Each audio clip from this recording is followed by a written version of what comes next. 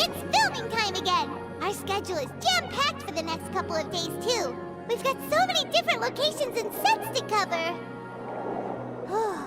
Anyway, let's head out and meet up with the others.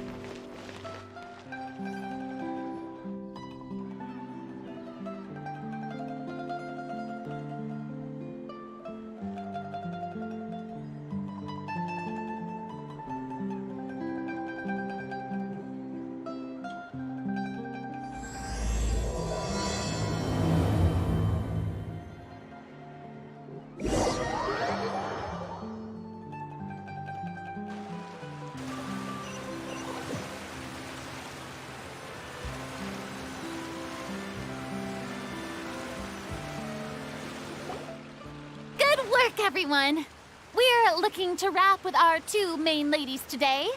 I can already smell our success. What do you mean, looking to wrap?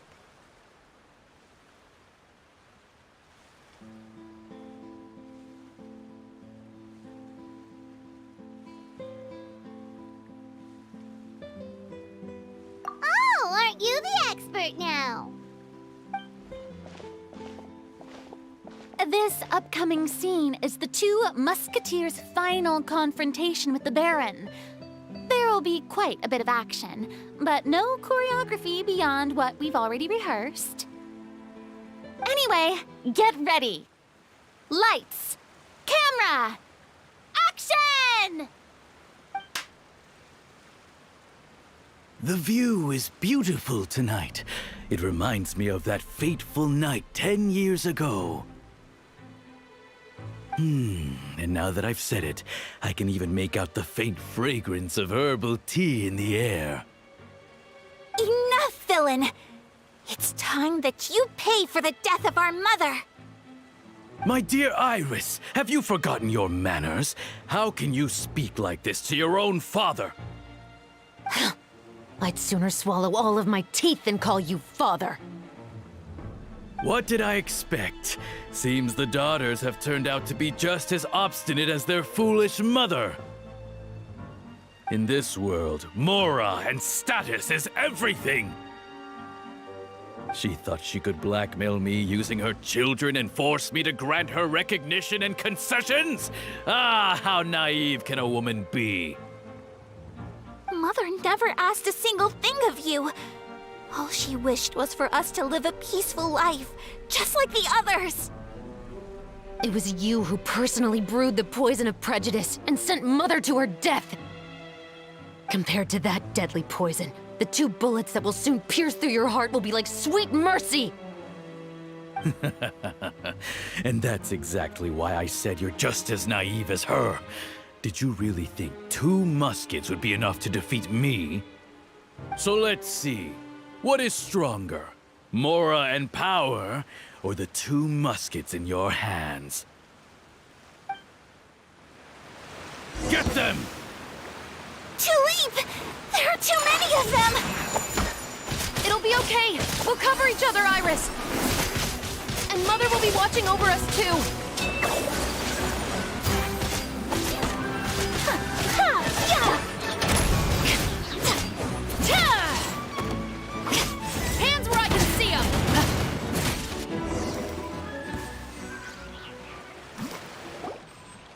I've lost. To think I'd lose to my own 2 kids. We are no children of yours, and we'll never call that place our home. Then tell me, what did you do all this for? You lost your mother, and will soon kill your father as well. What will you gain in the end, other than sentences for your crimes? We will gain our long-awaited justice.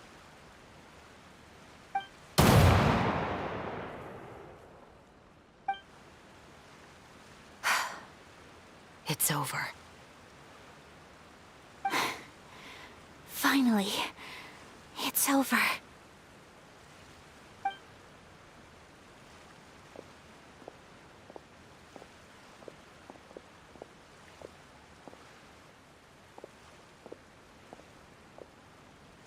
So, where will you go now, Tulip? I'm not too sure, Iris. Maybe somewhere with lots of flowers? After all, Mother always did love going where the blossoms were. What about you? I want to go visit Mother's grave. Yeah, that's not a bad idea.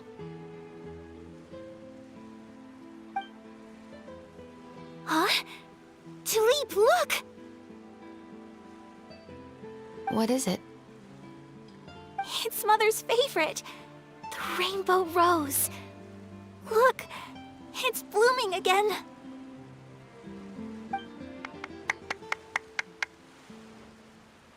Excellent! That was beyond mesmerizing. Even I didn't expect this scene to go so well. And we got it in a single take. All right, everyone. We've got a wrap for Tulip and Iris. Congratulations, Ayaka and Chevrolet!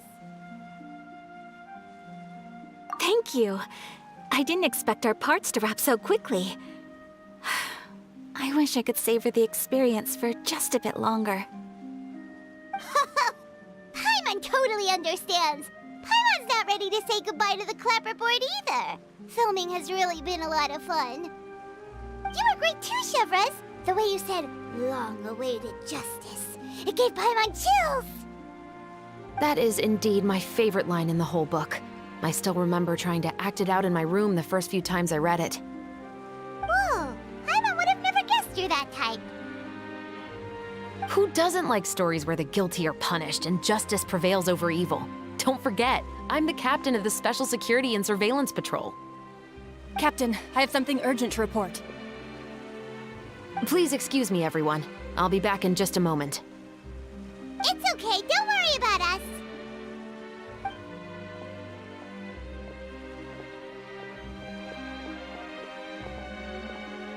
Oh?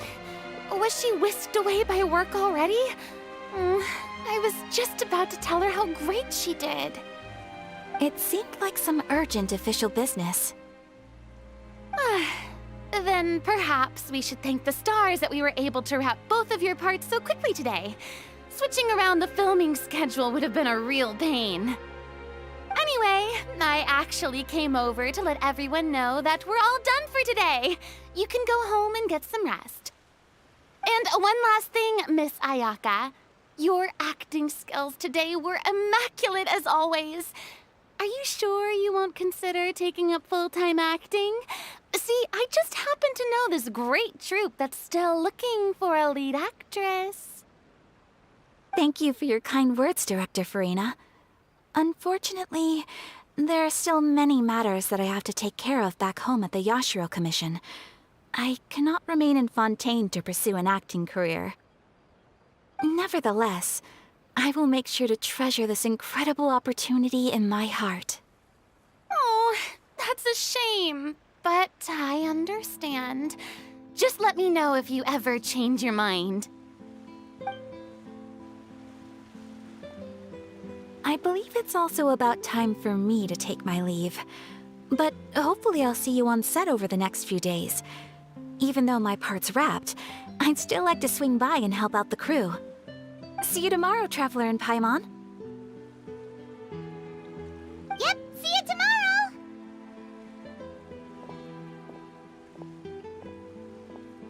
Well, what should we do next? Maybe we'll go investigate the case some more with Chevres today. Traveler, Paimon, please come with me. Huh? Where are we going? You could say that our ship has finally chanced upon one of those small, remote islands of intel.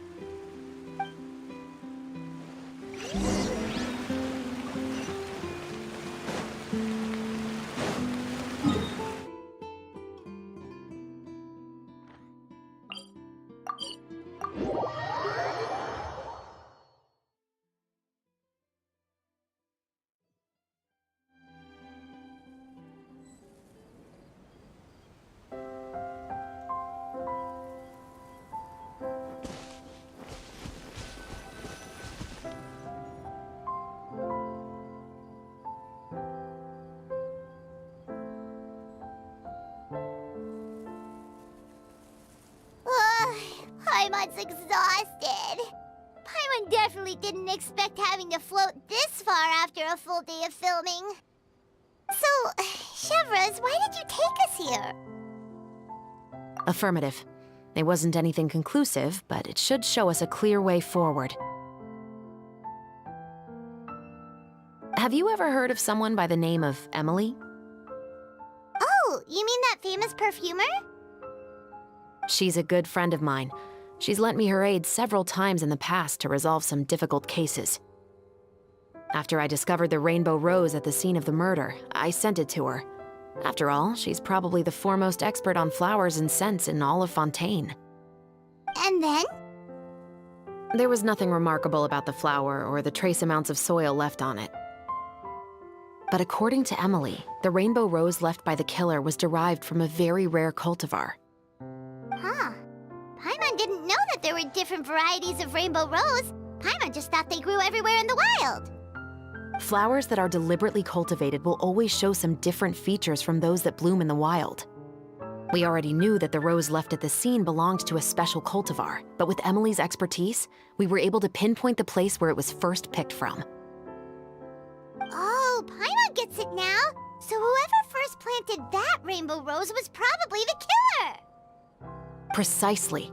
And after we checked what we learned against some sales records from the past, we discovered that there's only one person in all of Fontaine who could grow and sell this specific cultivar. Really? And who is it? It's the novelist. But didn't you say he had an alibi?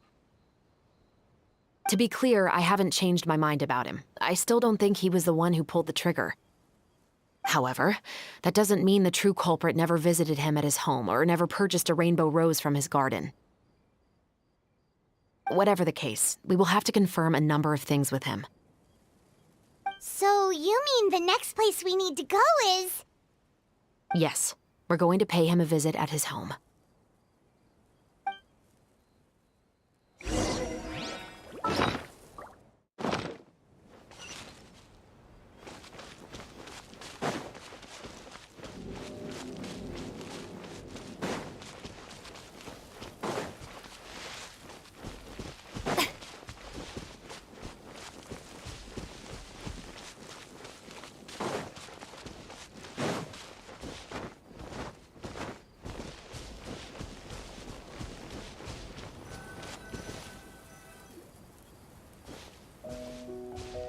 That should be his house.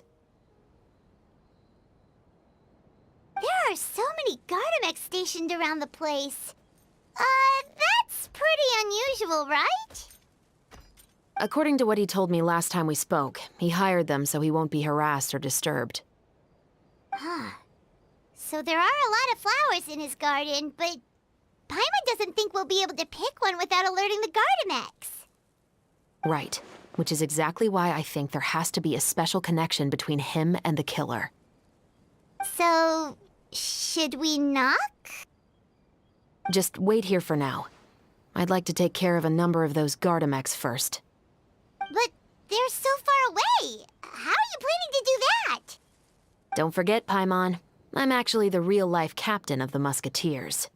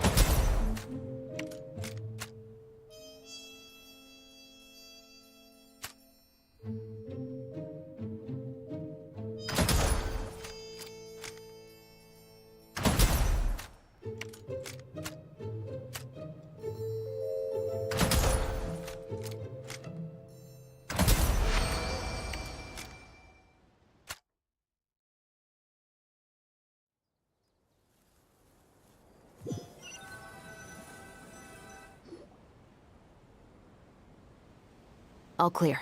Let's go. Wait! Paimon's a little nervous now that we know he could be the killer.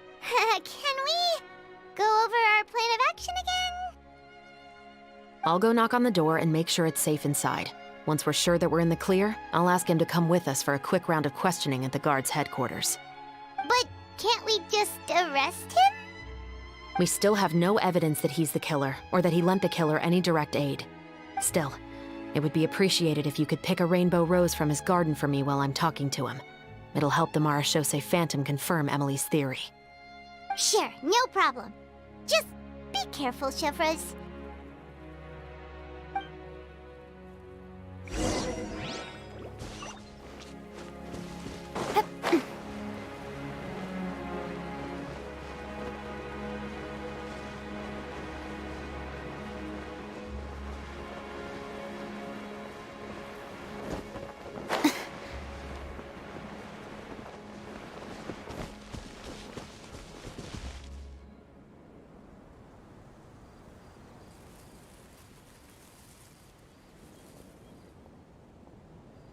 Excuse me, Mr. Baptiste, are you home?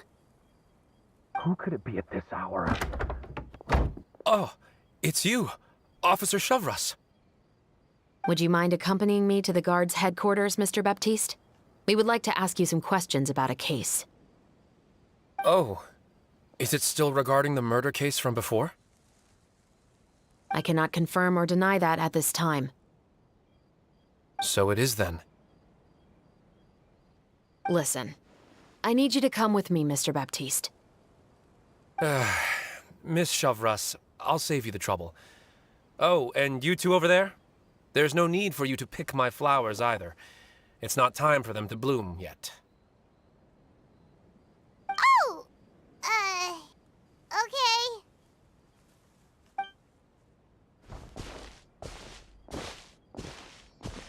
By saving me the trouble, you mean...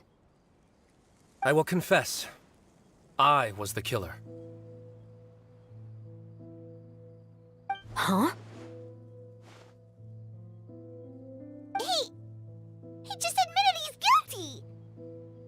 Please relax, everyone. I'm not armed. The musket you're looking for has been buried in my backyard. Then it's my responsibility to inform you, Mr. Baptiste, that everything you say right now will be used as evidence for the inevitable trial. Yes, I am perfectly aware of that. I must say, I hate this feeling. Oh? Is it because I confessed? Or because you've been proven wrong? Both, I suppose. For the same reason as the one I wrote out in my novel, of course.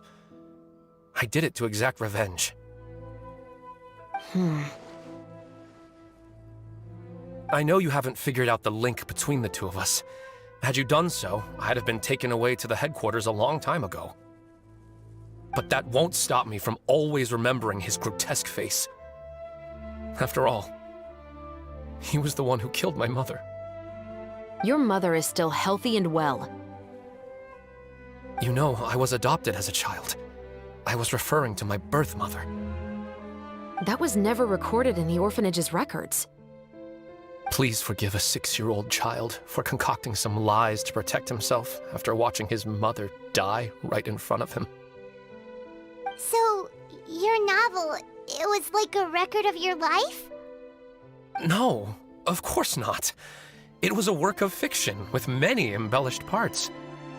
But I am indeed the illegitimate son of a wealthy and influential man who abused his power to murder my mother.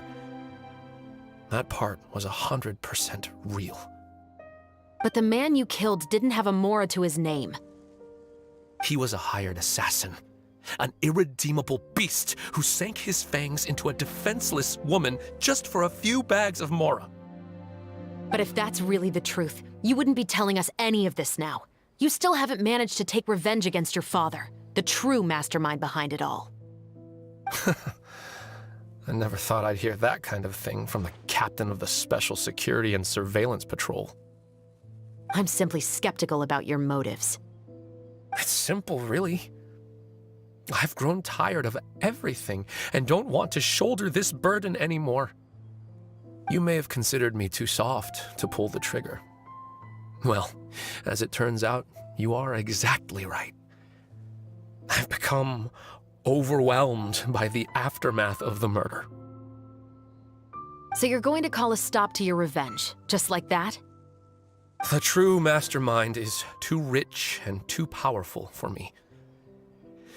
I've accepted that I will never be able to avenge my mother alone. And so what? The characters in your book never gave up. Now, Officer Shavras, I'm the one who has killed a man, aren't I? Are you trying to convince me to commit another crime? What's your father's name? How do you plan to prove the veracity of all of your claims? Well, I'd like to speak with you privately. Sure. Why don't we speak privately at the guard's headquarters? No, it has to be here. I must ensure that we won't be overheard. Fine. Let's talk here. When I said won't be overheard, I meant by anyone. I would like to speak with you and you alone.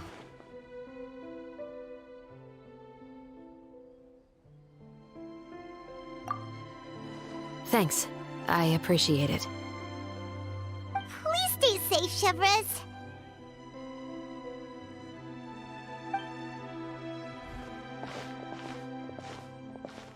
All right. Let's hear it. Will you really believe what I'm about to say? Well, that depends on what you're going to tell me. Fair enough. Fair enough. Then listen closely.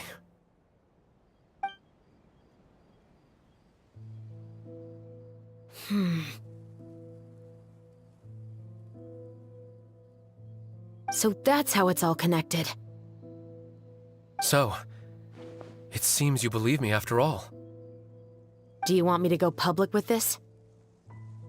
No, of course not. At least, not right now. Then why did you bother telling me? You've read my work. What do you think? Even if you were to go public with all of this right now, he'd simply deny everything. It's been too long. Almost 20 years. Anything that could be used as evidence has long faded away. Even if there might have been a solitary island of truth once upon a time, it has long sunk beneath the waves by now. Justice will never find him. Not if you don't try. I know that as the captain of the Special Security and Surveillance Patrol, you will always stand on the side of justice. But do you really think a cushy life in prison really constitutes justice for him? I bet he could lead an extremely comfortable life in the fortress of Meripede. What are you trying to say? I've been observing you from a distance. Your portrayal of the musketeer was exquisite. Pull the trigger of justice against him. Let the villain get what he deserves. You want me to let you go so you may complete your revenge? No, Officer Shavras. I know that would be impossible. No. What I'd like is for you to perform the deed on my behalf.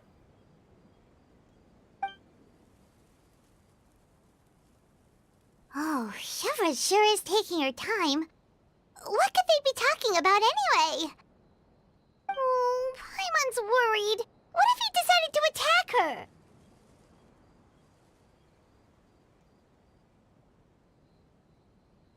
Oh, you do have a point. Still, do you have any idea who the rich person might be? And why the novelist doesn't want us to hear what he's saying to Shivras? Sorry to keep you waiting, you two. Hey, how did your talk go? I've already sent someone to escort Baptiste back to the headquarters for questioning. He wasn't lying about the musket. It was indeed buried in his backyard. But what about the name? Did he tell you the name of the rich guy? Yes, he did. But for now, I have to return to the Special Patrol. There are still a few loose ends I need to tie up. I'll probably be quite busy over the next few days, so apologies if you don't see me on set. All right, Paimon understands if you can't tell us everything you know. We'll just keep an eye on the Steambird then. Actually, there's still something else I need your help with.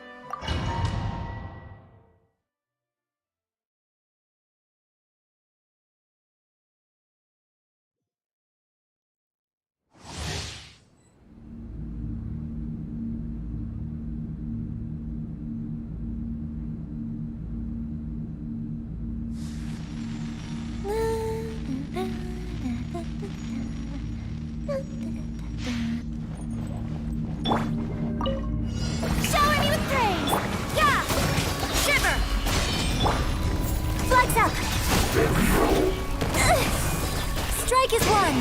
Time for a light show! Go Bishop down!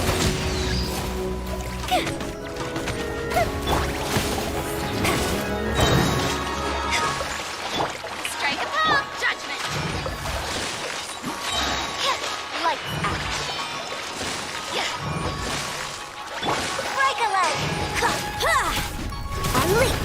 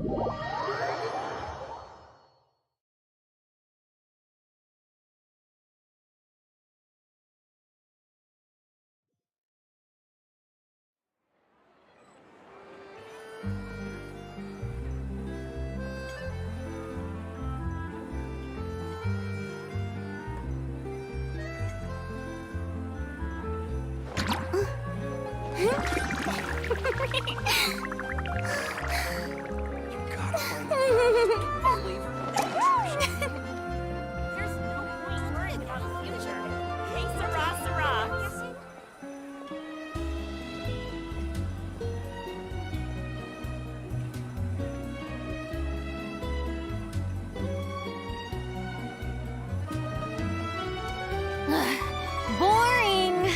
Isn't there anything else more interesting to do? Gotta find that balance. There's no point worrying about the future. Hey, Sarah, Sarah. Take a guess.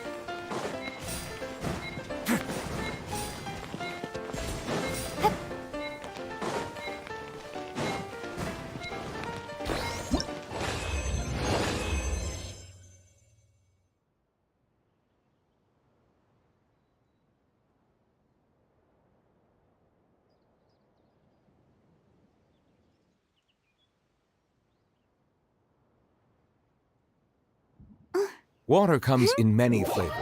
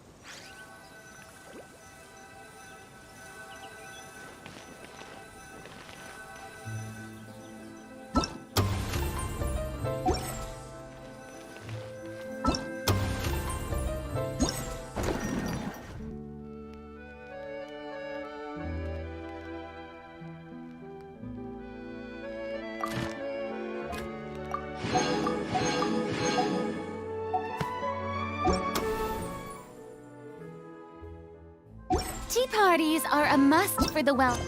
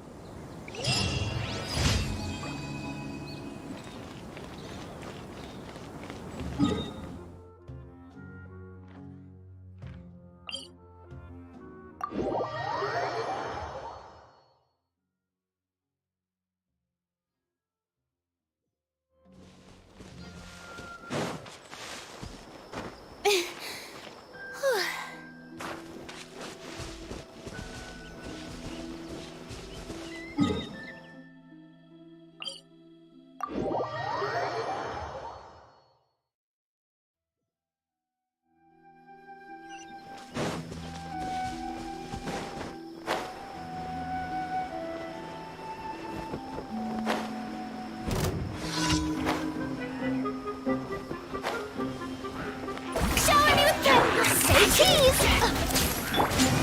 Gather! I will have order!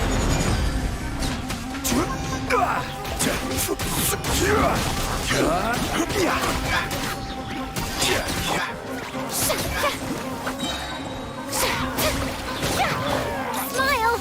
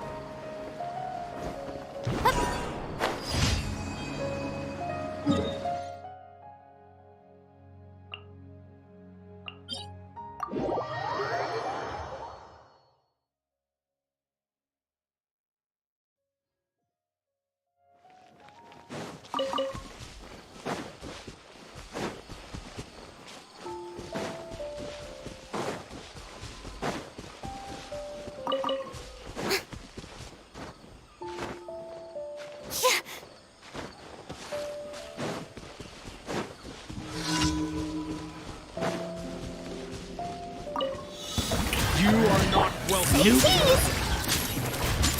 Order guide you. Stabilize. Time for retribution.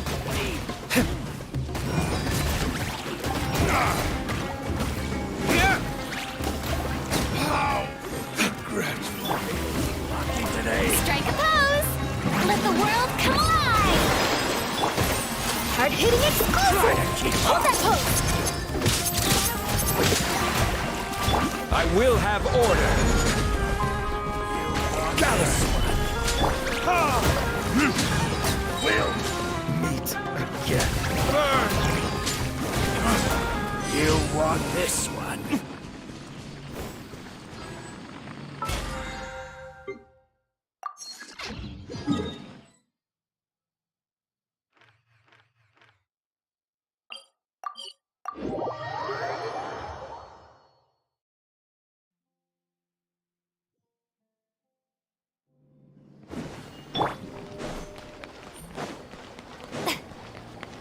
Ad Astra. Thank you for complete. Ad Astra.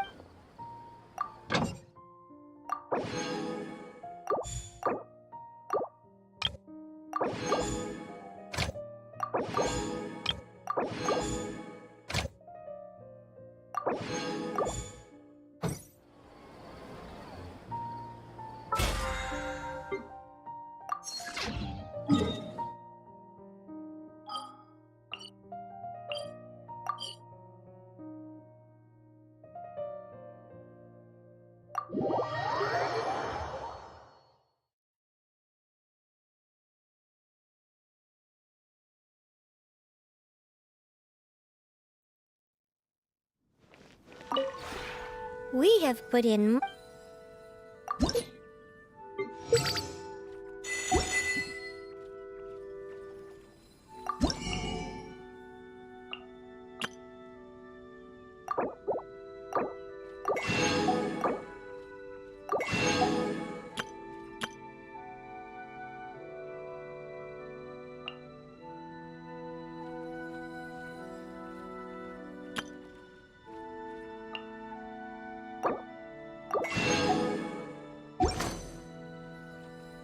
If you ever have any...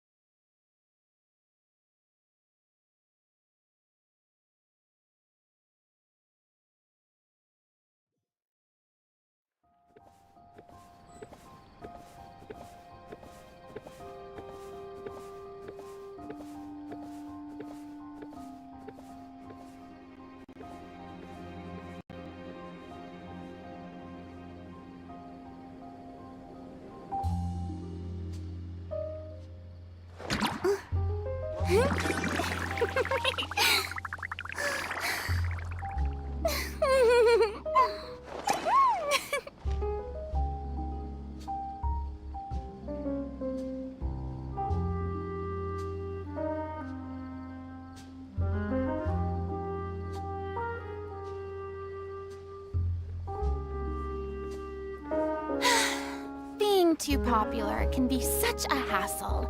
Who knew the people would adore me so much? I hope the weather's nice like this tomorrow as well.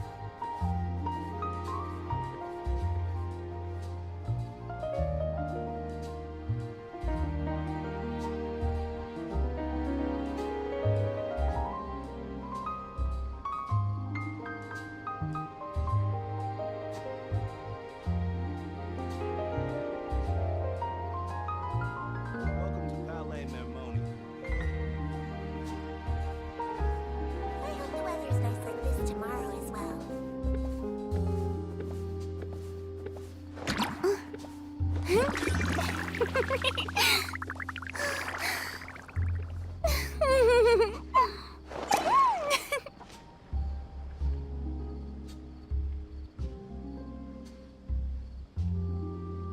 Welcome to Palais Mermonia.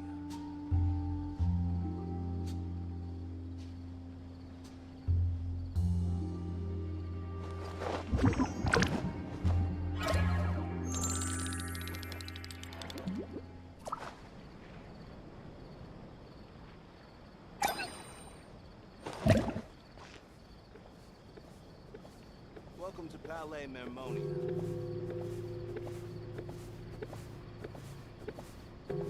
I hope the weather's nice like this tomorrow.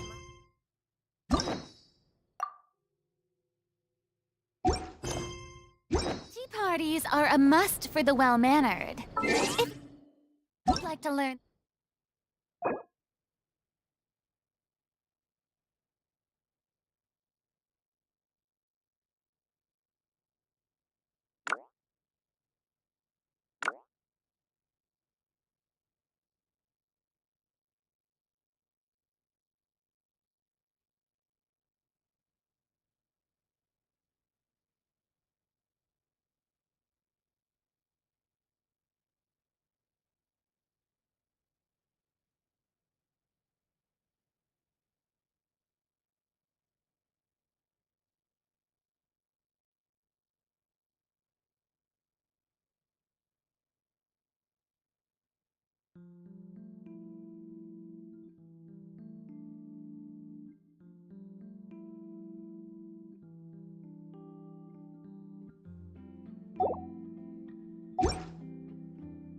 proper etiquette, I'd be happy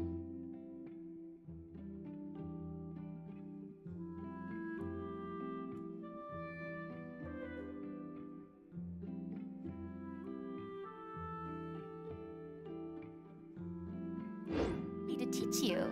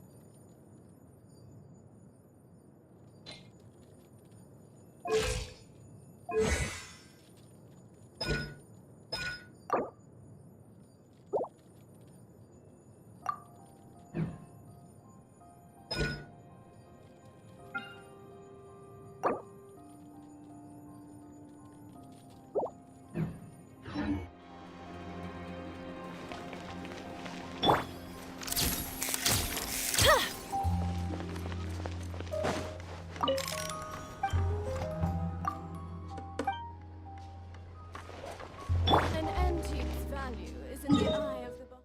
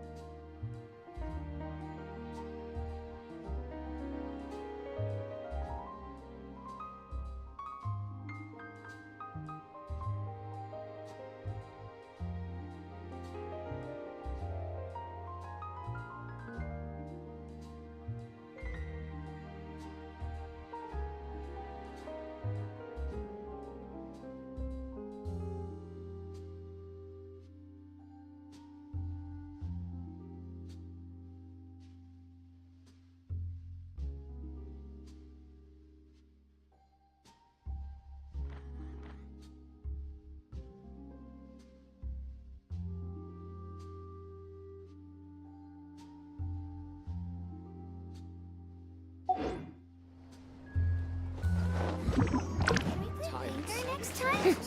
But none of them believed me.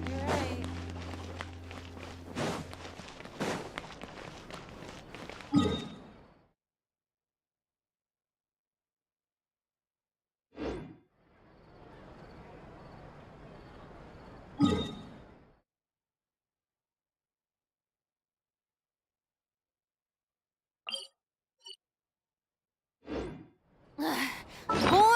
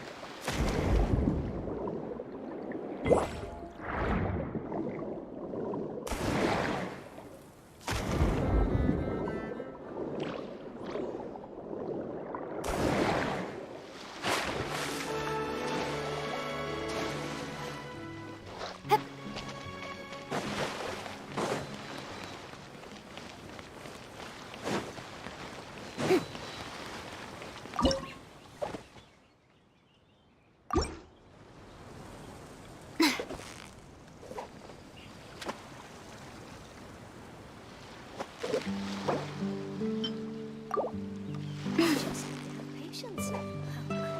Stay strong.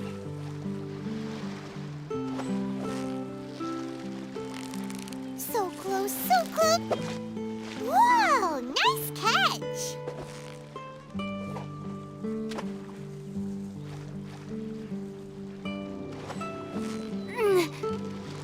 Steady now, it's the fine. Wow, Paimon's stomach is rumbling already. Stay strong.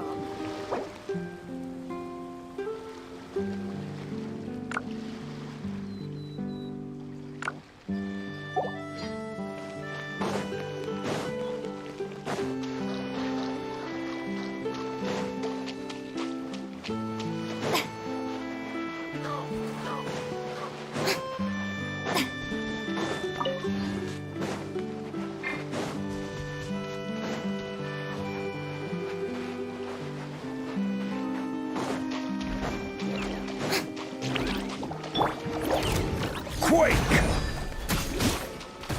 Say cheese.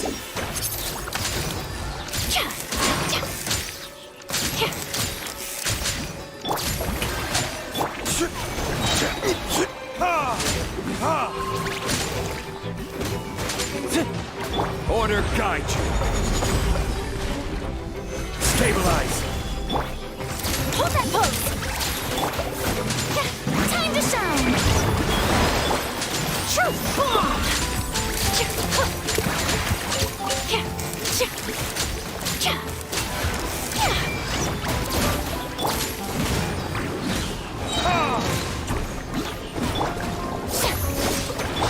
Say cheese.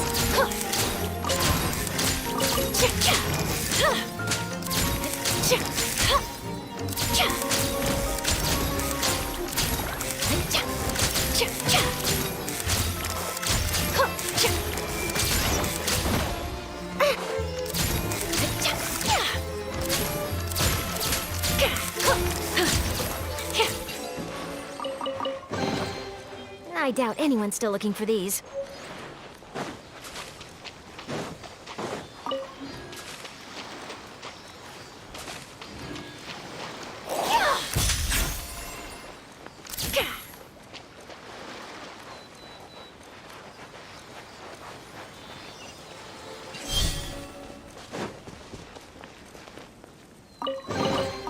Ooh, this looks all right.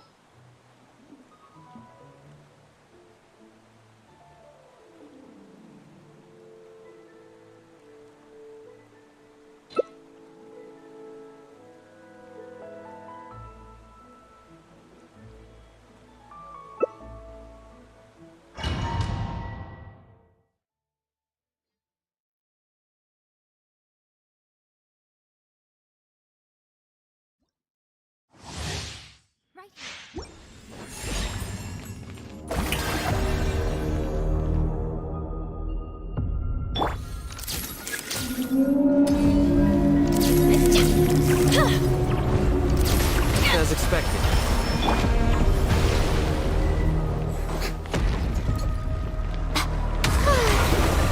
Right here.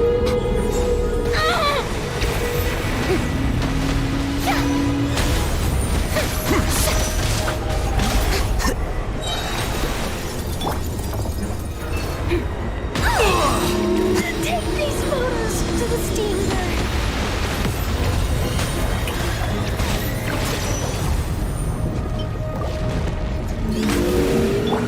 Smile!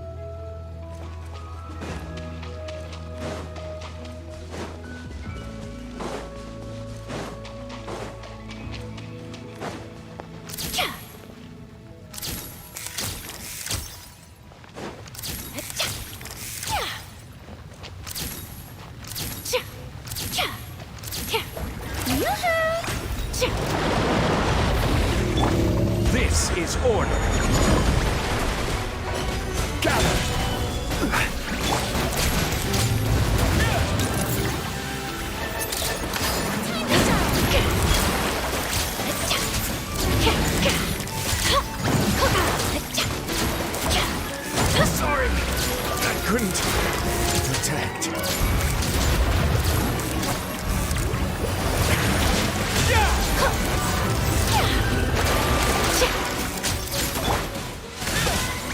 Solidify! Order guide you! Let my name echo in song!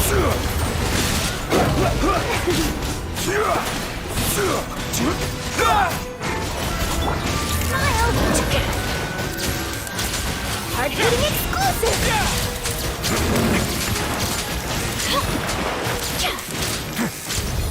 Hey,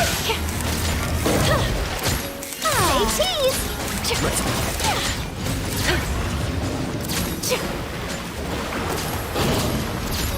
I will have order!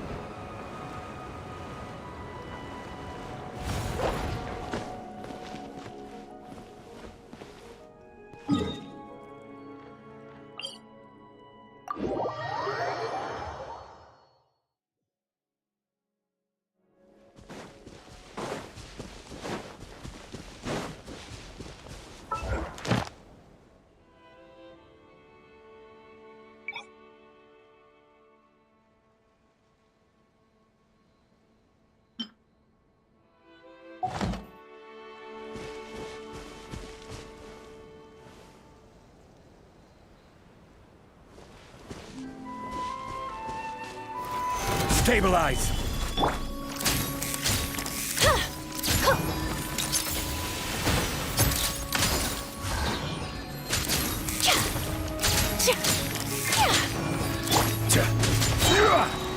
Order guide you!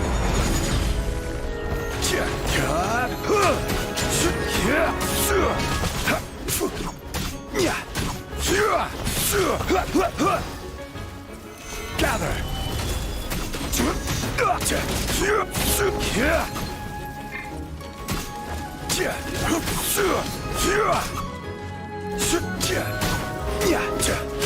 Hold that pose! Breaking news!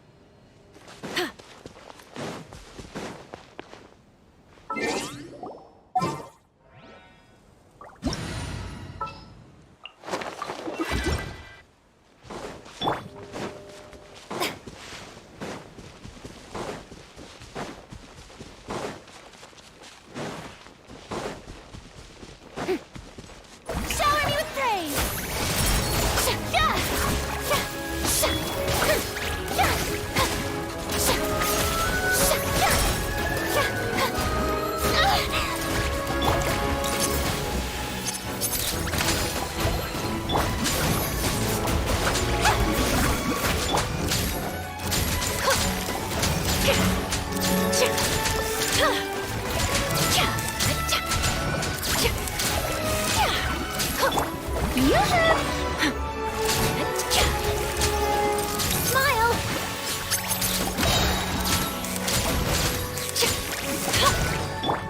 Let the world collide! Truth bomb!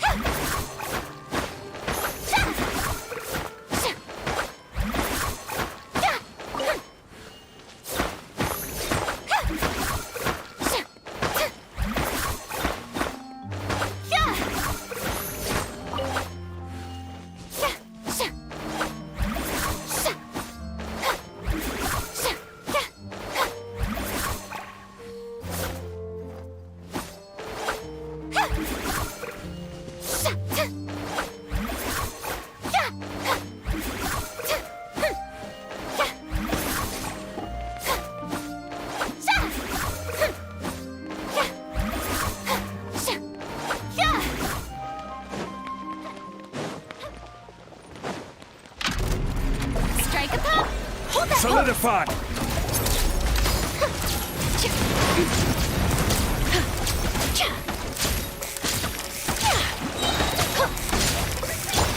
Time to shine! Hard-hitting explosive! Stabilize!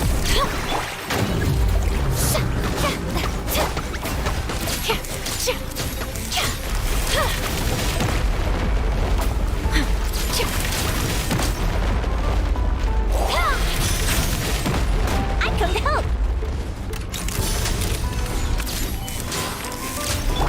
Shower me with rain!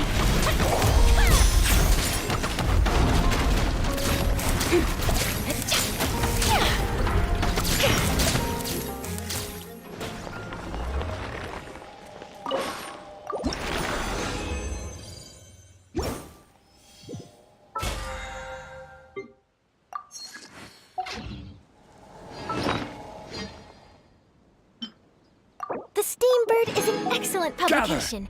They have many outstanding journalists, and the editor-in-chief is always open to new ideas. But most importantly, they pay their writers on time. Order guide you.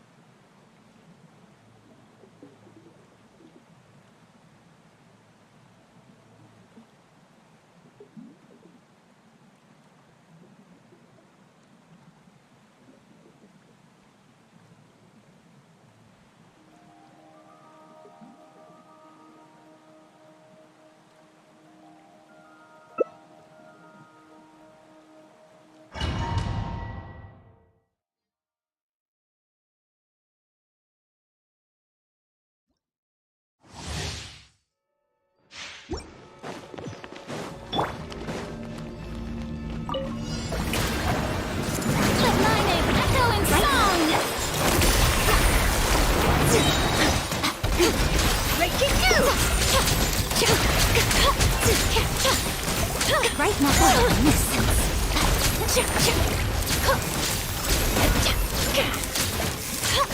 Say cheese!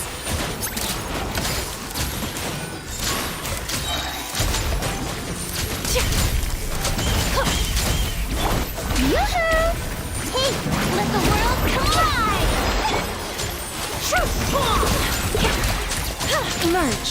Right now. Emerge. Smile!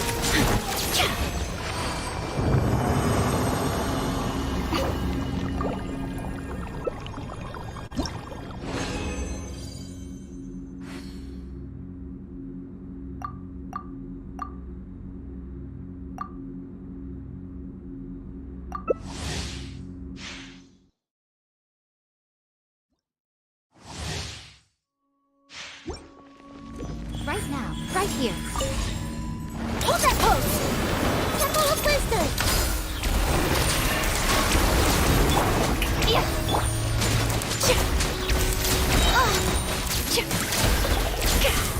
I see everything! The fun is over! right now. Emerge. Say cheese! Right now.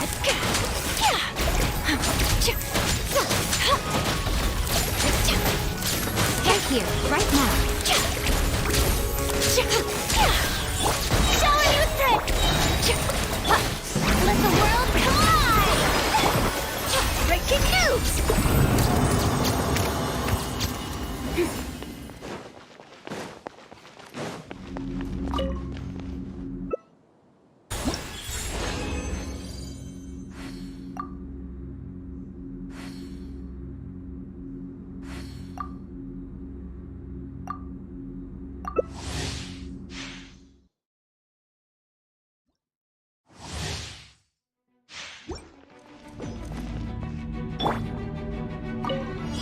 Right here, emerge. Smile! I'm always watching. Right now. Don't bite off more than you can chew.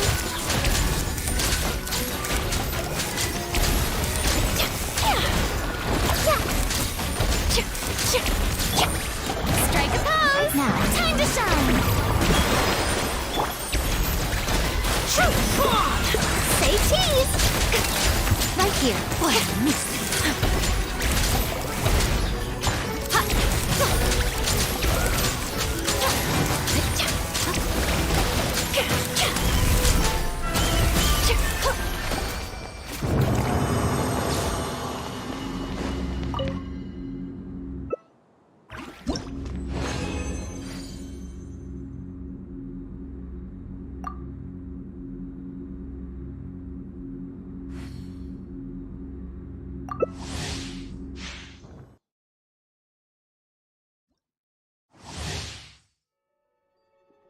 Right here. Emerge.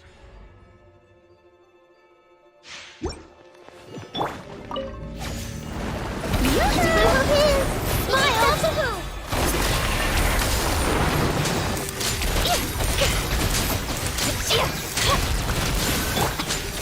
Let my name echo in sleep.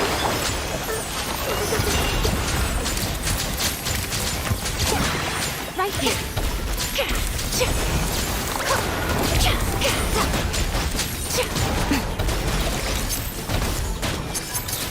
Emerge. Strike a pose.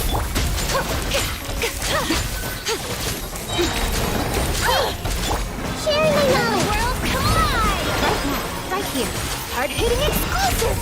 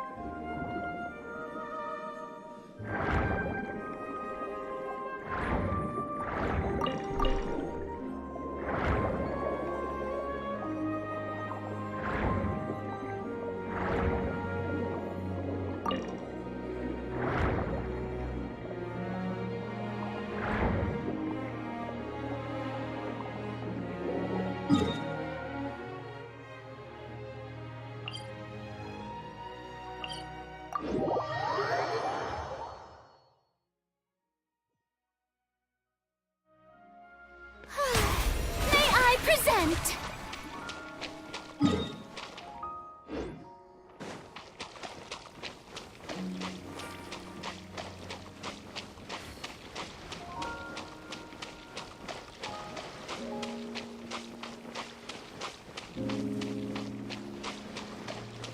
The show begins!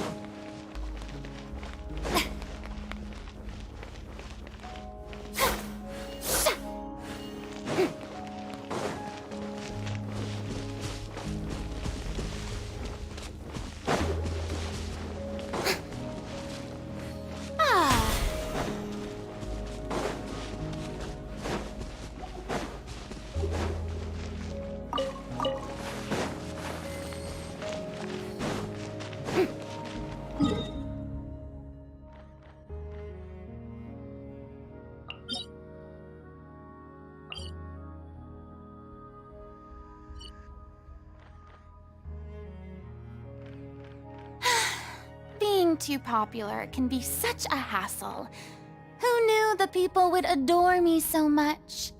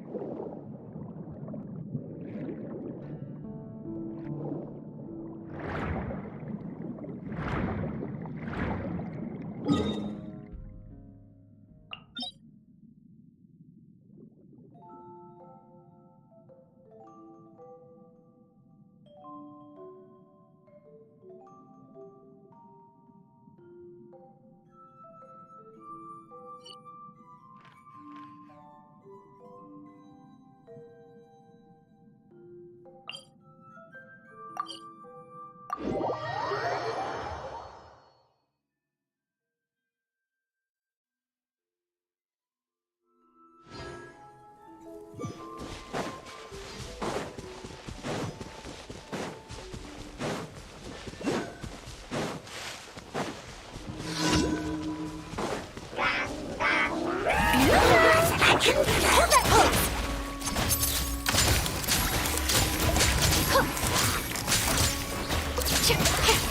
How rude!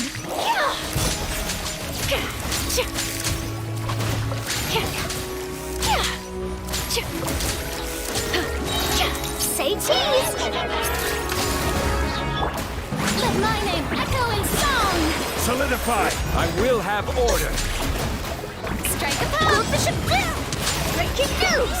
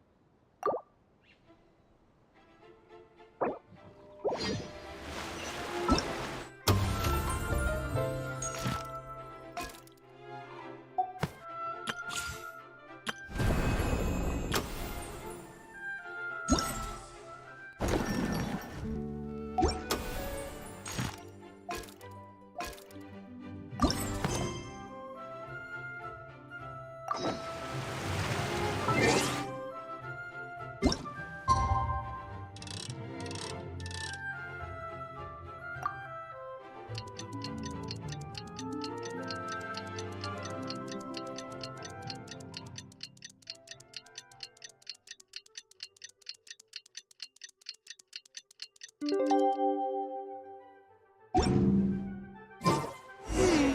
haven't seen Chevra since that night at Baptiste's place. Well, guess there's no point in worrying about it now. Let's go join up with the others.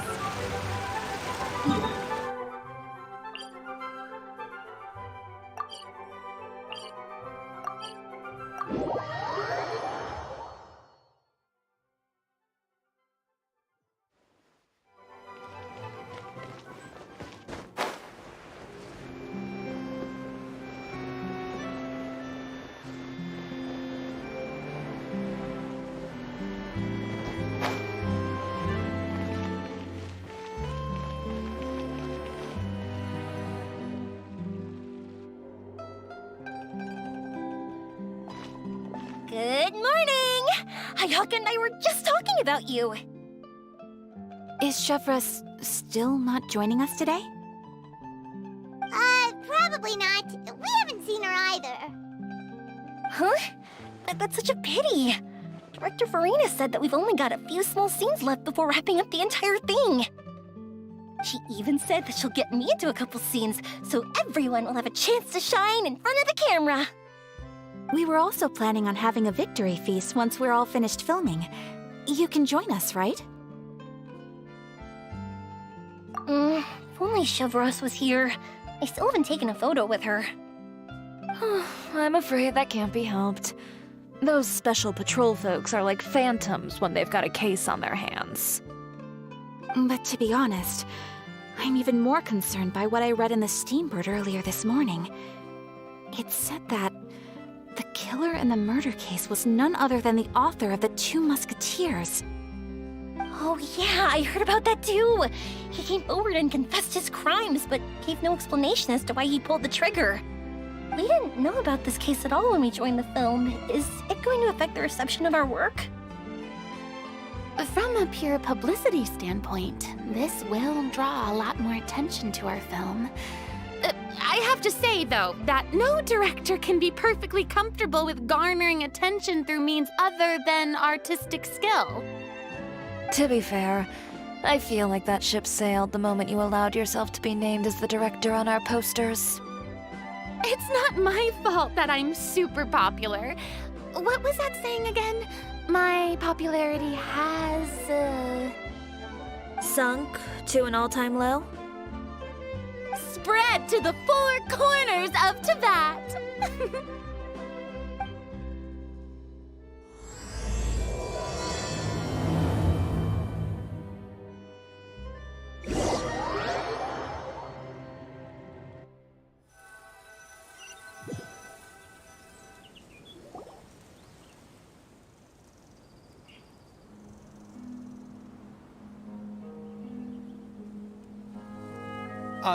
Excuse me, everyone.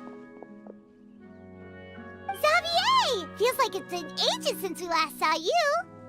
I've been talking non-stop with the Film Association, and I'm absolutely swamped trying to coordinate the film's marketing. So forgive me for not being around more often, but please believe me when I say that I will make sure everyone's hard work gets the exposure it deserves. Oh, seems like you've been fighting your own battles. Yes, that's one way to put it. Oh, and before we begin the final round of filming, please allow me to finally introduce you to the original investor of our film, Mr. Morris. A pleasure to meet you all. Yes, glad to make your acquaintance, Mr. Morris. We've heard about the issues you've encountered with your financial situation, and genuinely hope that things have taken a turn for the better. Oh, well, the situation has indeed improved somewhat. Don't worry, Mr. Morris. Accidents and last-minute challenges happen all the time. There's no need to blame yourself over it. The good news is that we're almost done filming now, and I would even say that this is the best story I've ever seen. Is that so? I see, that's great news. All right, now that we've gotten all the pleasantries out of the way, let's get the show on the road. We'll mostly be filming typical people and scenery from the streets today to improve the sense of environmental ambiance in some parts of the film. Oh, and there'll be a cameo for Mr. Kamisato and Miss Yoimiya as well. They'll be used to show outsider perspectives on the fates of the two musketeers. That's right. Ayato should be here any minute. Excellent! Then let's start with the scenery shots. Camera and clapper loader, you're up. Yep, we'll be ready. Remember, all we need are some wide zoom shots of the streets. If you happen to find some particularly lovely patches of flowers and grass, feel free to grab some close-ups of those as well. Ready? Lights! Camera! Action! Okay, now move the camera slowly. Try to focus on that flower. What's wrong? Just adjust the focal length a bit. Something the matter? Huh? But wasn't it working fine for all the days before? Veronique, can we try a different camera? No problem. How about this one? All right, let's give it another try. Lights! Camera! Action!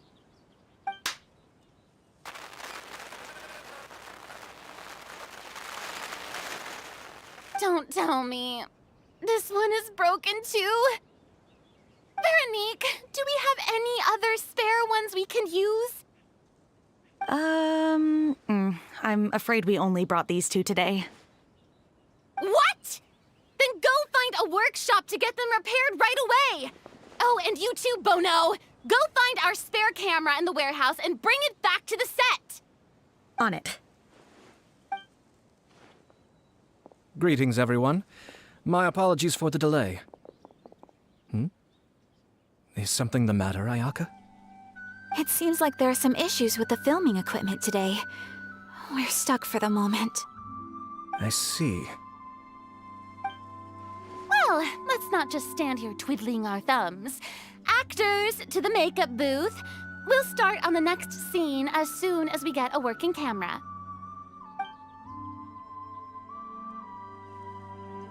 The people at the workshop told me that the part which holds the lens in place seemed to have fallen off. That's super strange. It was perfectly fine just yesterday.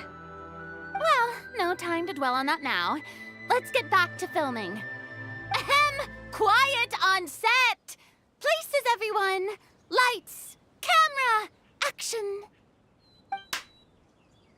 By the way, have you heard about that recent murder case? Yes, I have.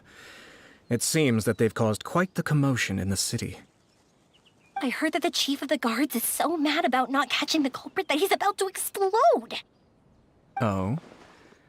I find that quite hard to imagine, considering how he already looks most days.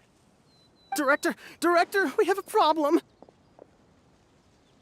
Oh, we're in the middle of a take! Couldn't you wait until we wrapped up this scene? No, Director, our film, all the finalized film that we've been keeping in the case has disappeared. Oh, wait, well, what did you say? Mr. Bono, please take me to where the film was kept right away. I'm coming too. No, Yoimiya, you have to stay here. Oh. Okay, listen up. Everyone who's not working on this current scene can go with Bono to look for the film. Everyone else, stay put and wrap up the scene. Unbelievable. How could all these problems happen in just one day?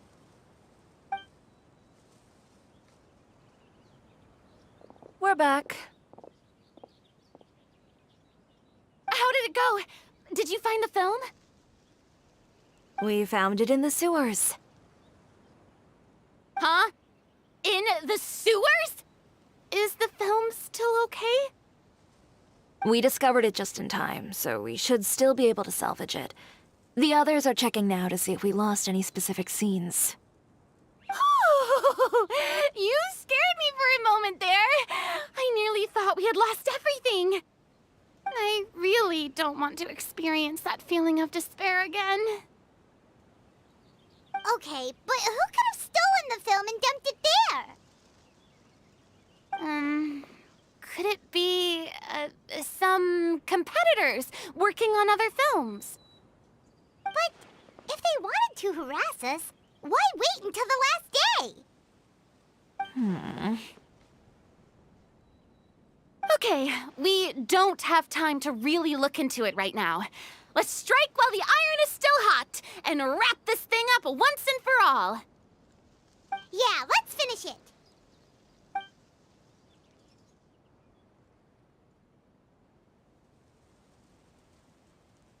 I would like to officially announce that our entry to the festival, The Two Musketeers, has now concluded filming!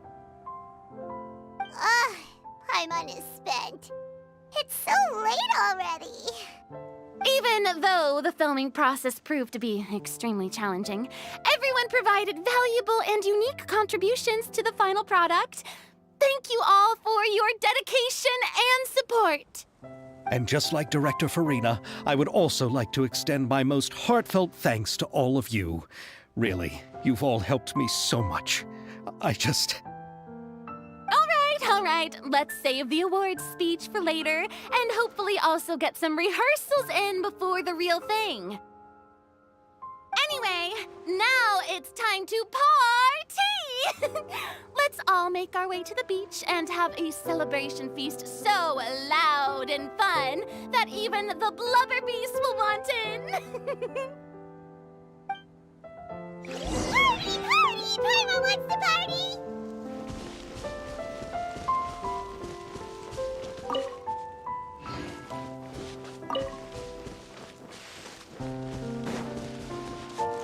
Whoa, this place is hopping. Everyone's finally getting to relax after wrapping up the film. Let's go chat with someone.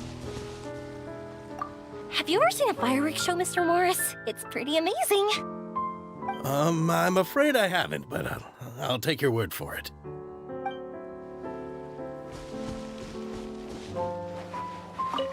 Oh, this is turning out to be quite the party.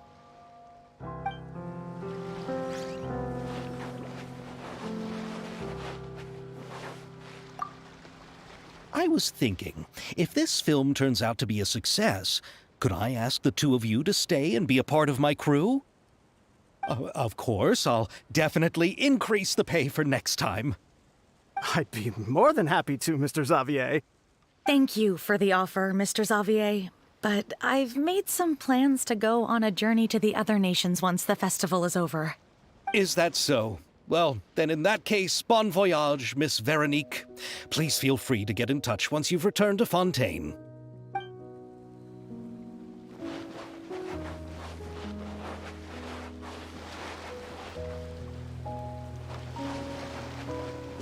May I present?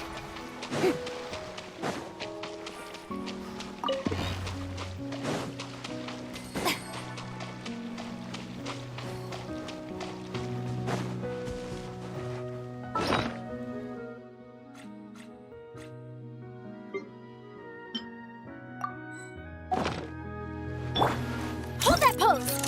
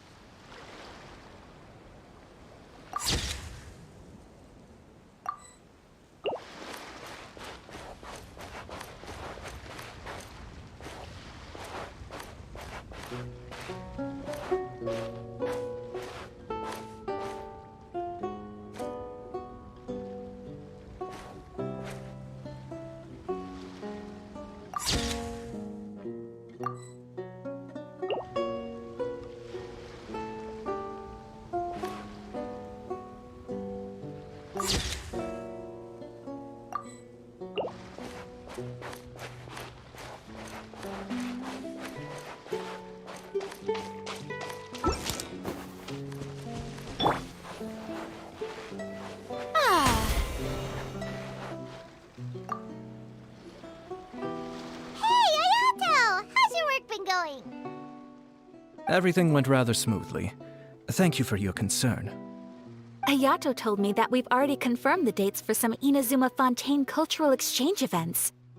So the next time we visit, we'll be doing so in our capacities as the representatives of the Yashiro Commission. Oh, that's great! Then maybe Paimon will be able to find Fontaine detective novels in Inazuma from now on!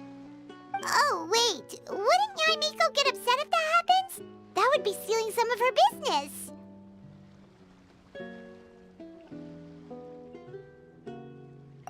You've got a point. She's always complaining that light novels have become bland and too predictable after all. The cultural exchange won't only feature literatures of both nations, of course. We have also made plans for cross-cultural engagements in the fields of gourmet cuisine, toy making, and artisan craftsmanship. Whoa! Paimon's getting super excited now! When the time comes, be sure to visit and participate in all the events.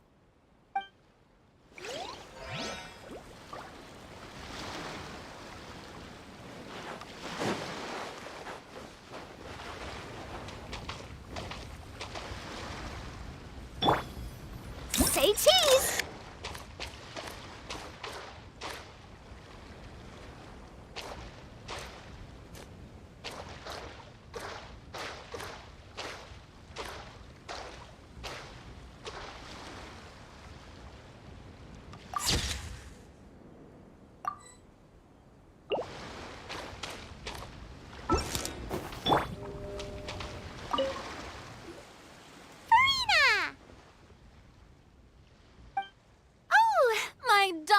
Clapper loader and camera operator, you've both worked really hard. Paimon thinks you worked even harder than us. Honestly, Paimon was getting a little tired of playing with the clapperboard by the end of it. Worst of all, Paimon started having dreams of you shouting, "Lights, camera, action!" into Paimon's ears. The actual dream can't even start until you've yelled that. Hey! If anything, shouldn't I be more grand and delightful than your dreams? We've been through so much together, and that's how your brain remembers me? That's not Paimon's fault. We've just used the clapperboard too much lately. Anyway, what's most important is that we've wrapped the film. I'm pretty confident that we'll take first prize. Hey, no need to mention the official name. Wait, now that you mention it, if we did win the prize, would Farina just get a statue of herself? Come on, I don't need that kind of attention. Xavier can accept the reward on our behalf. But just imagine! Farina accepting the Farina Award and holding a Farina statue. I'm going back to my dessert now. You all can keep discussing that on your own.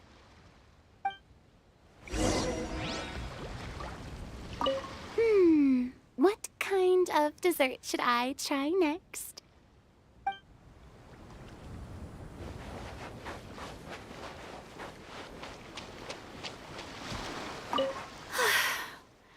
I wish we could have spent some more time here. Don't worry. It won't be long before we're back again.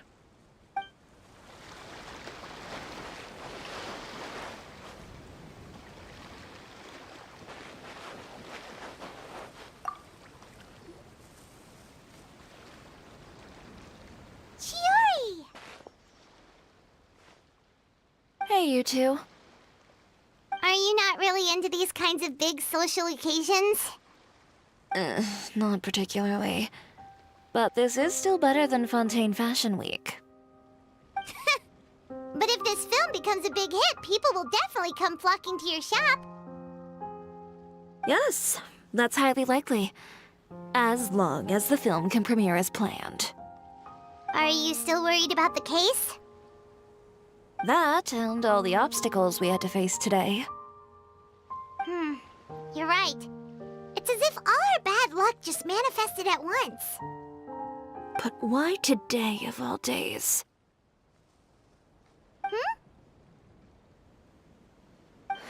No. No, it's nothing. We've already delivered the film to the editors, so there should be nothing more to worry about. How are you doing, Mr. Morris? You having a good time? Well, you could say that. Do you happen to know when the party is scheduled to end? Judging by how much fun everyone's having, I'd say probably not until well after midnight. Is there something that you still have to take care of at home, Mr. Morris? Oh, well, I'm just not a late night person, so I might take off shortly. Oh no! Silly me. I almost forgot something super important. Oh, what is it? I prepared a whole batch of fireworks for the party, but I forgot to bring them over from the warehouse. Fireworks, you say? That's, truly a pity. Sorry things didn't go as planned. Could you help me carry them over, Mr. Morris? I won't be able to fetch all of them by myself. Me? Are you sure that you can't find anyone else? I just wanted to make this a surprise for everyone. The warehouse isn't far from here. We'll be there in no time. Pretty please, Mr. Morris. These are some of the best fireworks I've ever made. So I also want you to see them before you leave. They're stunning. I promise that they'll be a once-in-a-lifetime experience that you'll never forget. But... It's okay. Just come with me. If we're sneaky enough, nobody else will see us leaving. All right. The warehouse is right over here. I moved the fireworks there in advance, so it shouldn't be too much work bringing them back. It's still a ways away from the party. Sorry about that, Mr. Morris. It's probably because I'm used to carrying fireworks all the time, so it doesn't feel like a lot of work to me.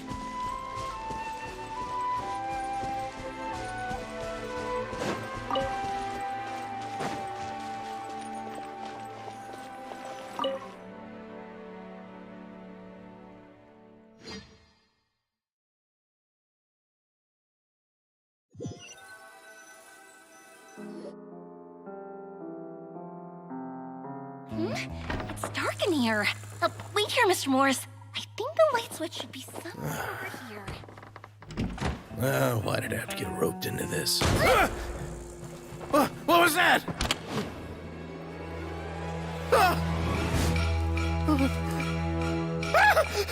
Who's there? Get me out! Get me out of here! Did you really think you'd get away, Morris?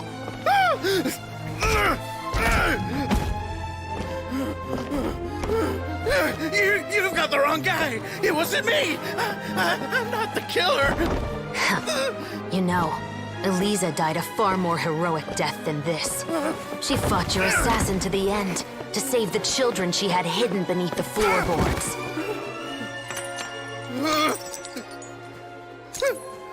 That is Eliza's pendant. The one with a photo of you two inside. The one you gave her. Ring any bells? It's a fake! It has to be! There's no way! No way your assassin didn't destroy it, you mean?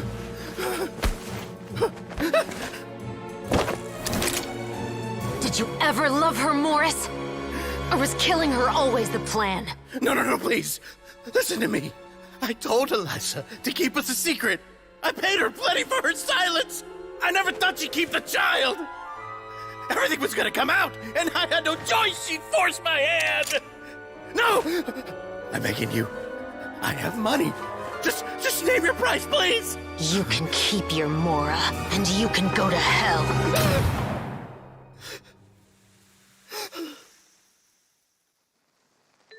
I'm Captain Shovraz of the Special Patrol. Morris, you're under arrest for Eliza's murder.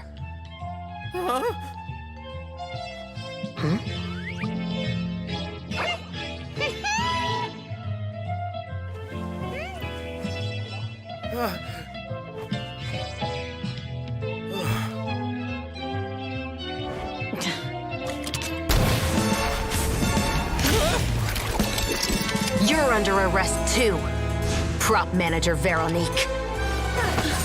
Or perhaps I should call you the Second Musketeer.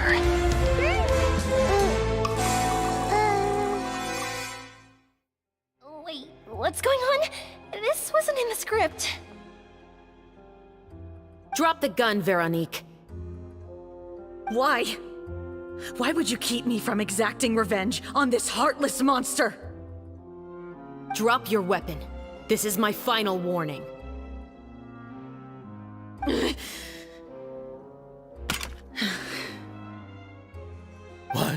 What is going on? Do I have to spell it out for you, Morris? Everything that took place just now was staged to get you to confess the truth. But this last part is all improv, of course.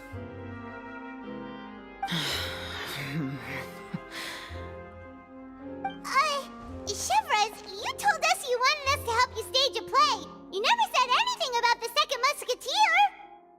It's because even I had no way to confirm my theory until now. Thank you for your performance, Yoimiya. Could I trouble you to go and bring in the other Special Patrol members? They should be on standby just outside. Oh, and please tell the other cast members not to worry about us. We'll be rejoining them shortly. On it.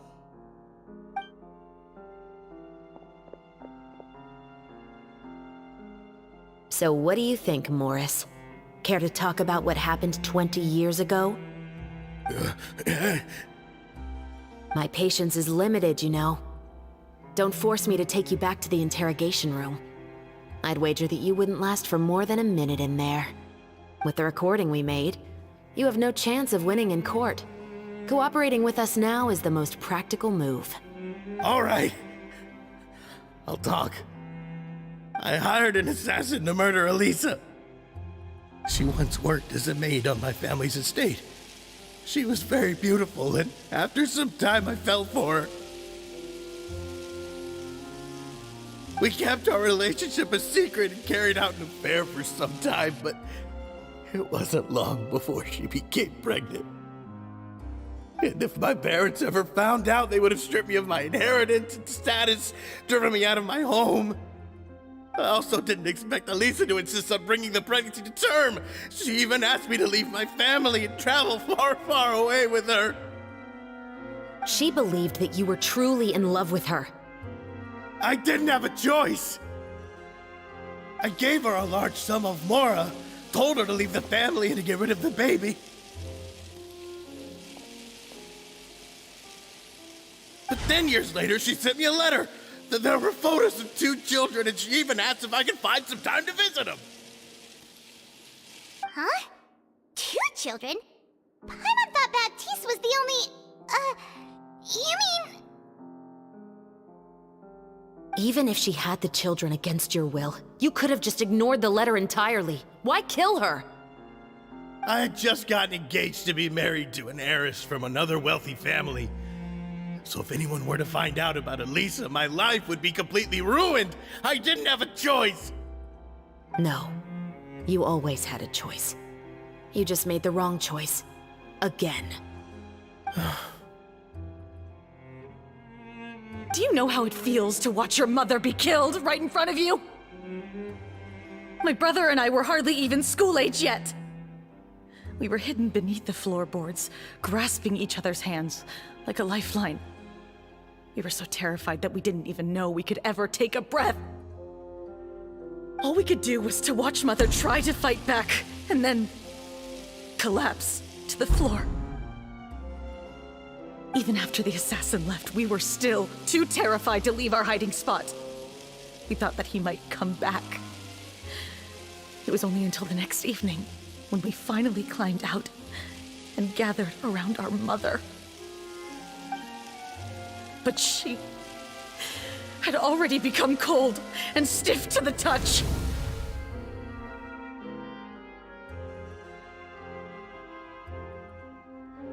You made up your mind right then and there to bring this case to light. Not only that, we resolved to get our revenge. And that's why you became the Musketeers. No, that's why I became a musketeer. The man from before was also killed by me. My brother had nothing to do with it. I figured as much. You did? I once told these two that he didn't look like a killer to me. His confession from that night also rubbed me the wrong way. I think what really tipped me off was, how could I not feel a sense of regret in him? Huh? He confessed faster than any criminal I've ever met, but he didn't say a single word about you. He insisted that he was the sole perpetrator in the case. But after the questioning ended, I disassembled the musket we dug up from his backyard, put it in front of him, and told him to reassemble it. Wanna guess how far he got? He had no idea where to even start. He's never touched a gun in his life. Based on that, I determined that he was not acting alone. He only surrendered himself to draw our attention and create a moment of opportunity for his partner. So, I decided to play along. And as expected, the second musketeer followed us without hesitation once she saw Morris get separated from the rest of the cast. Besides, why else would he call the novel The Two Musketeers? But how did you know it was Veronique? I figured it out the moment Baptiste told me his father's name.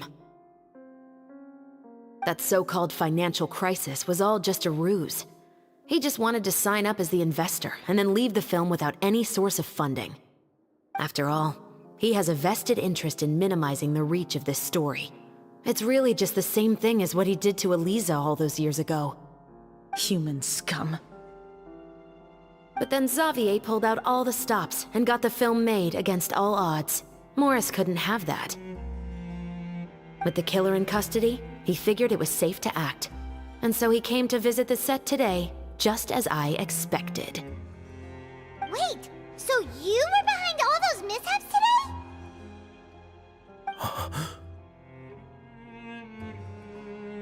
As for the identity of the second musketeer, I assumed they'd probably stay close to Morris and look for an opening.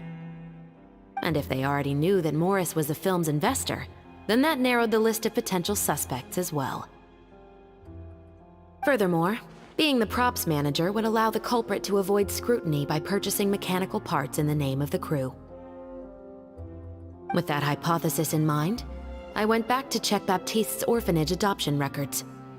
Guess whose name I saw on the same page, just a few lines from his.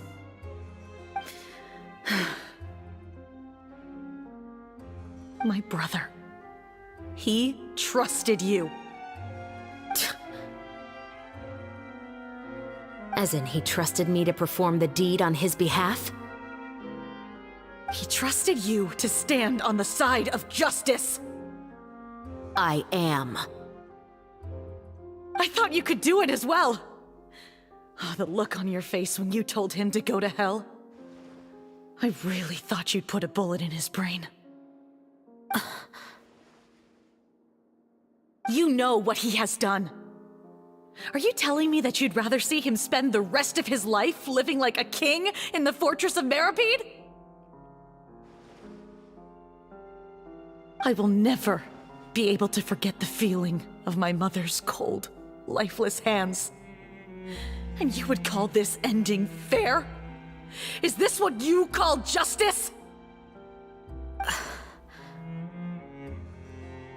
I won't lie, Veronique. I did hesitate when your brother first told me about the truth. I wondered. I agonized over whether I should really put a bullet in his head. So why don't you? Because that should never be how justice is carried out in this world. Perhaps, to you, justice is simply reciprocated. An eye for an eye, and a life for a life. But everyone has their own understanding of justice. If everyone were to pursue their own definition of it, there would be no more order in this world. Today, you'll kill Morris, and tomorrow, his children may come for you. The world cannot render judgments based on a desire for revenge. That will only lead to a cycle of revenge, as well as the destruction of order and civilized society. Fontaine is founded on a set of laws and a standardized code of justice. That is why we are the nation of justice. But with all that said, I will promise you this. Morris will not lead a cushy life in the fortress of Maripede. Chevreuse, the rest of the Special Patrol is here. Thank you so much, Yoimiya.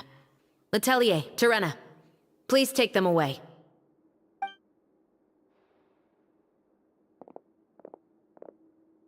I still can't agree with your reasoning. I know. Justice has not been delivered. At least, not today.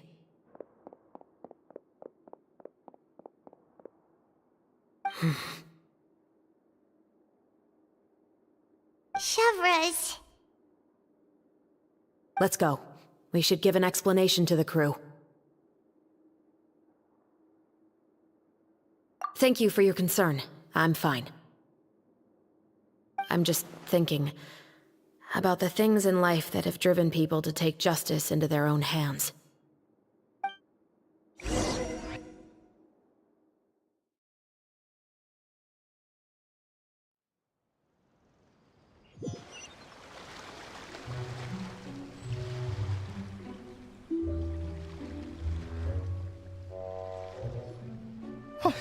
Who would have thought Morris would turn out to be...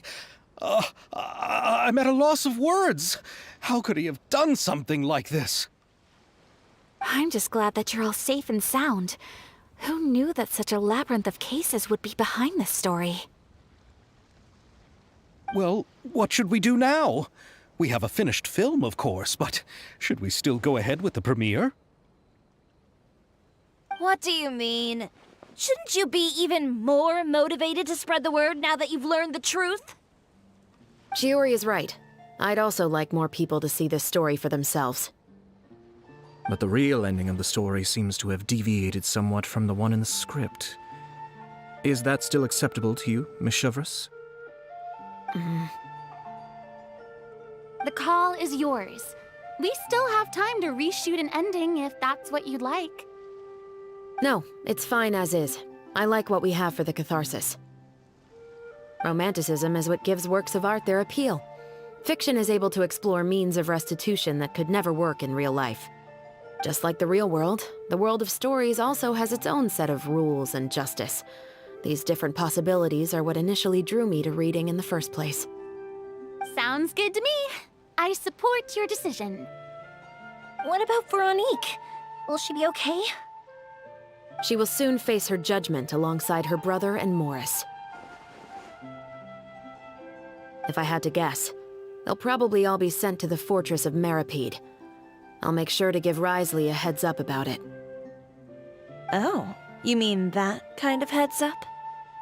Exactly. Ahem. All right, then the matter's settled. Now that everything's been taken care of, there's no reason for us to keep looking all gloomy and grumpy. Let's get back to the feast and enjoy each other's company. We'll be starting the post-production process tomorrow. You should join us, Chevreuse. You missed the first few hours of the party, didn't you? All right. Count me in.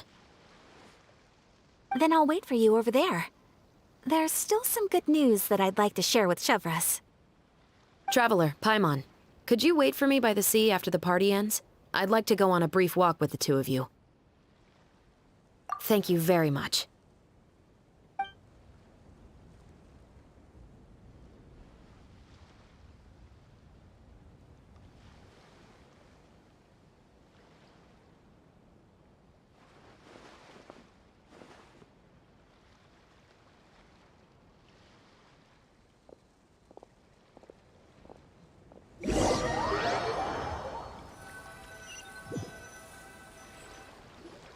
Sorry for the wait. Oh, we weren't waiting long at all. Is there something else you wanted to tell us? No, I don't have anything new to share. I just felt that since you were my investigation partners, I should have another conversation with the two of you.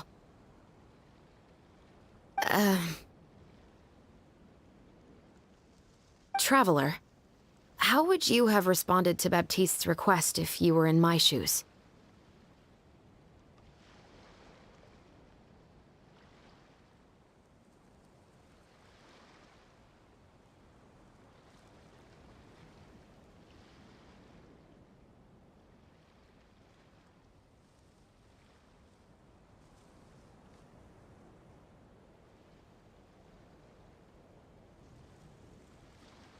Is that so? Well, thanks for sharing. When I was young, my father often took me here to swim. We'd come rain or shine, even when it was freezing cold. He told me that swimming was the best activity to train one's strength of will. You could never give up before reaching the shore, especially when the water was cold. Oh? Why's that? Because the moment you give up would be the moment you die. At that point, I still hadn't received my vision. One winter, the chilly wind felt almost like knives on my skin, and the seawater was so frigid that it numbed my toes the moment I stepped in. I cried and begged my father to spare me from having to swim across, but he wouldn't listen. He used to be a member of the Special Patrol as well. You could say it was his way of educating his children. That sounds awful. When he saw that I wouldn't stop crying, he just picked me up and tossed me into the icy water. The bone-chilling cold took away my senses. I couldn't feel anything but fear and rage. I waited for my father to save me, but one look and I knew he'd already started swimming for the opposite shore.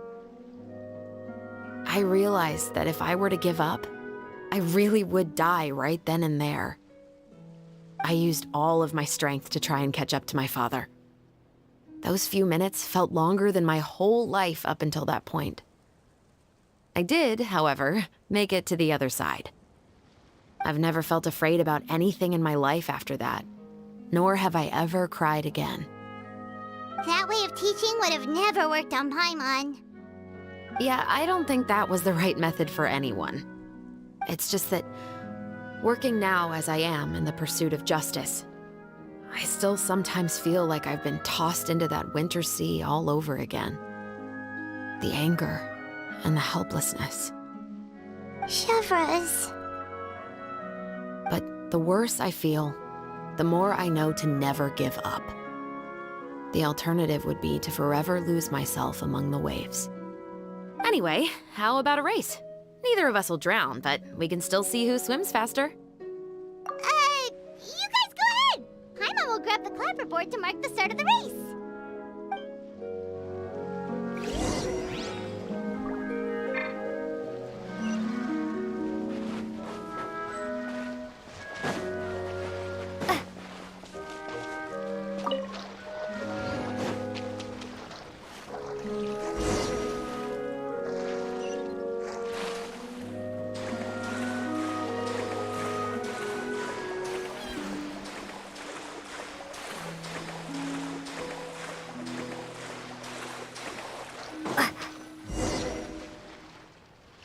Oh, that felt good. You were so fast in the water, Chevres! You were swimming even faster than Paimon can fly! So, about the Special Patrol, did you join because of your dad? Partly, but I'd say I was more inspired by the heroes I read about in stories growing up. Oh, so it's due to your love of stories. Of course, it was only after I joined the Special Patrol that I learned that truth is often stranger than fiction. Come on, let's walk a bit more.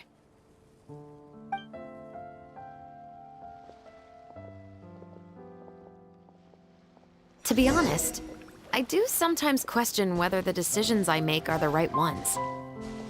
But I know that no matter what, I must keep swimming. Because the only thing I've got my eyes on is the shore in the distance.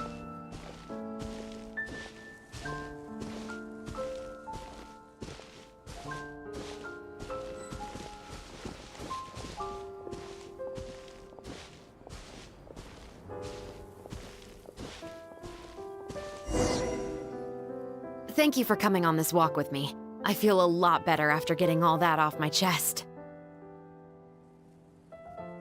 Huh. We're nearly back at Baptiste's house. Huh. You're right. I didn't realize we were so close. He really did plant a lot of flowers. It's just like how he described it in the story. Huh? Wait. Paimon, Traveler, look! The rainbow roses in the garden. They're in full bloom now.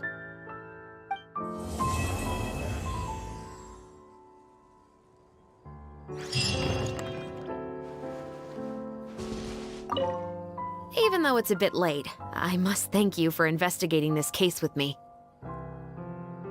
Not on behalf of the Special Patrol this time. It's a personal expression of gratitude from yours truly. Oh, you want to hear more about my father? To be honest, I didn't spend that much time with him. He was always busy with the Special Patrol, so he would often return home really late at night. Some nights, he didn't come home at all. Once, he didn't come home for a long time, maybe a whole week or so. When I went out to buy food, I learned that he had become a criminal, and by extension, that made me a criminal's daughter. But we can talk about that another day. I actually have a lot of sympathy for Veronique and Baptiste. I can understand the hatred they feel for their father.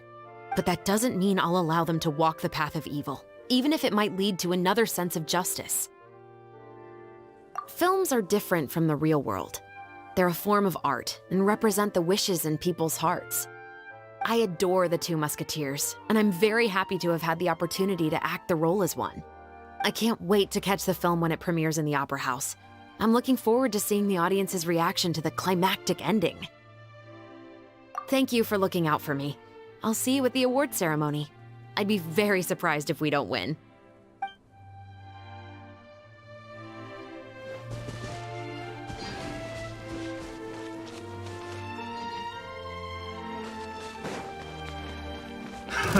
Another test subject. Hold that pose!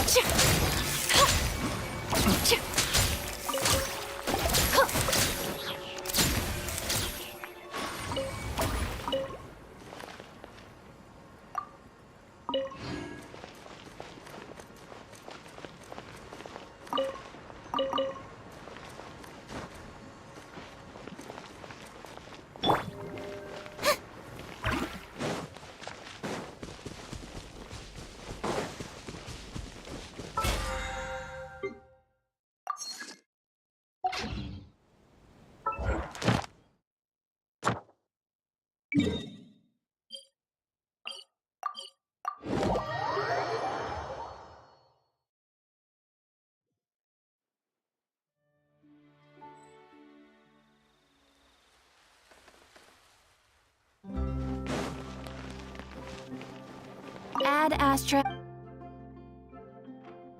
Thank you for completing today's commissions. Here is your reward.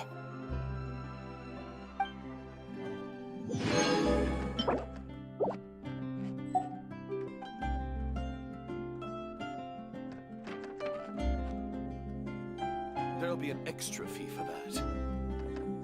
Exactly.